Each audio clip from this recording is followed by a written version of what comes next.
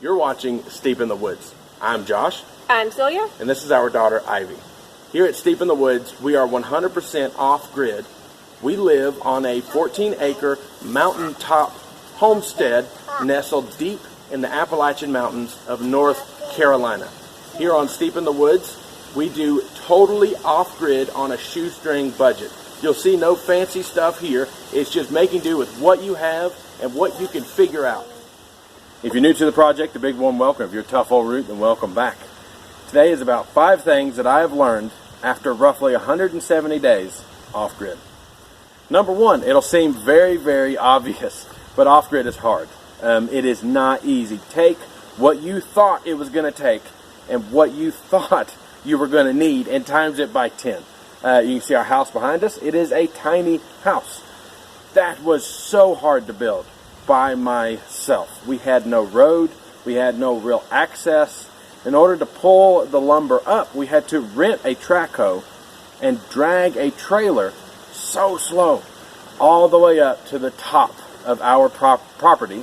And then I spent the next 3 months hiking up every day by myself to build it.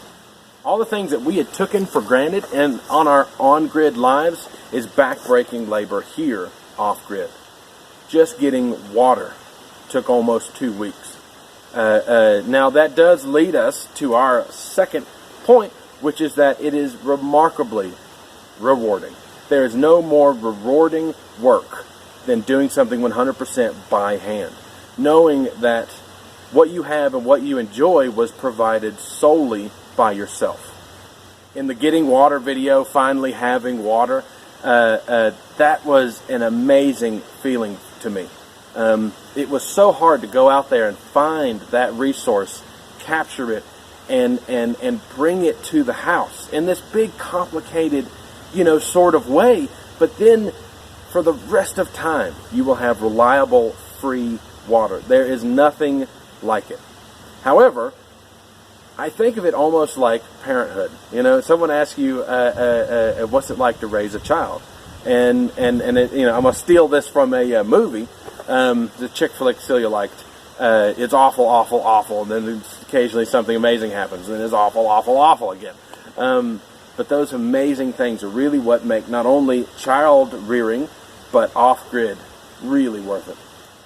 Number 3, there's no profit in it. And I don't necessarily mean that on a monetary standpoint. I mean that as in, like, starting your own business. It's going to take 2 years for you to get yourself a paycheck. It's going to take 2 years for you to have brought yourself back to what you had and what you expected out of life before going off-grid. It is, like number 1, really, really hard work. It's really, really rewarding. But you are not going to be better off immediately than you were before. Number 4, it will change you.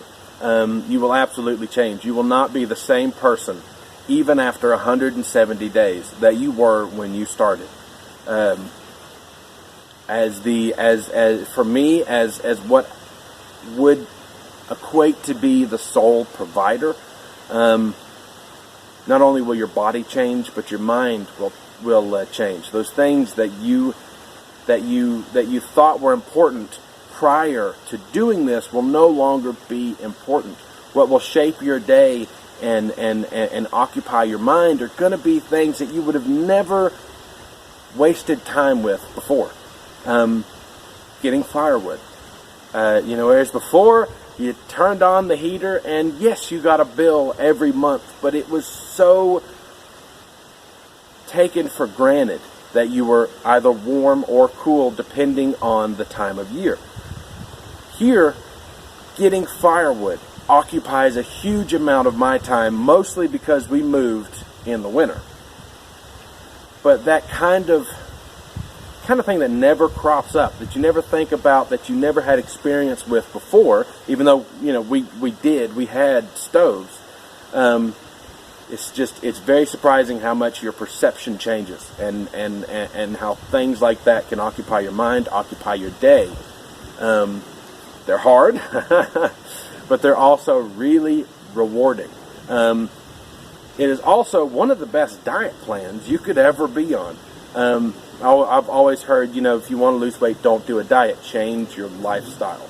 You will definitely lose weight. I wasn't a big dude to start with, but I have noticed not only my mind and my priorities and my my mental status and the Zen factor. Not only has that changed, but also my physical body has become more of a tool. It has become more used to the work. But there for the first bit, it was hard. Number 5, you can do it. You can absolutely do it. If I could do it, if we and me and my family can do this, anyone can. Regardless of your income, regardless of your age, regardless of your health. For the most part, and obviously, there's caveats to all of that.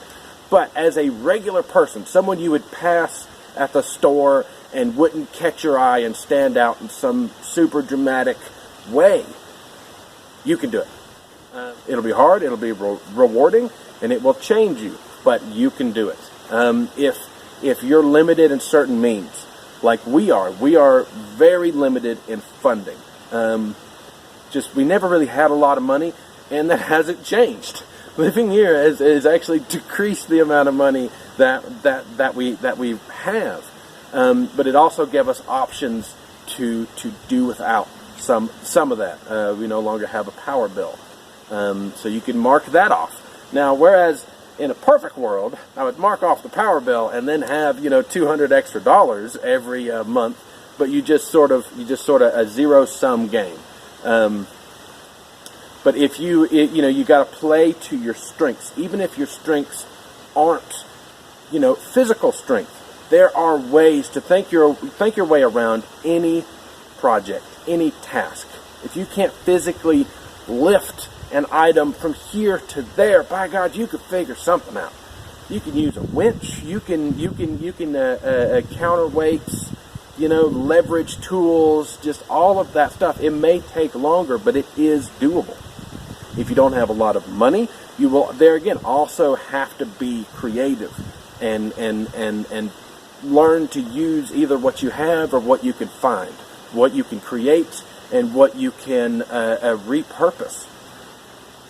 That is not going to be a hindrance. You're going to use your mind way more than you ever did before. But in doing so, you will be better off for it. So you can do it. If I could do it, you could do it. And it will be rewarding. It'll also be hard, and it'll also change you. But it will be amazing, and you will be very, very glad that you took this step. I would highly recommend anyone with a mind to do this, just to do it. Just if there's any way you can work out to get to a similar place in your life, I would encourage you to take that route, take that method, and put in that energy. I do not regret making this choice.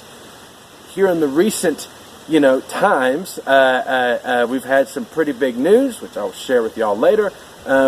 Also, the weather has really thrown us for a loop. So I apologize that I'm not able to do as many videos as I would like.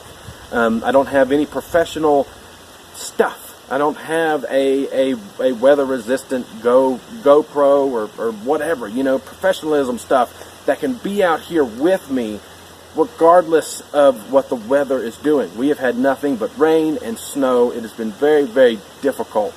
Even today, I only have a split-second window before it starts to rain again. So in order to bring y'all along with me, it is very weather dependent, and I appreciate you guys sticking through us on this time. There will be more coming up. The thing is only going to go uphill. Either way, if you liked what you saw, hit that button. If you're new to the project, hit that other button. If you want to help support the project, dude, there are links below. Until next time, here, Steve in the Woods.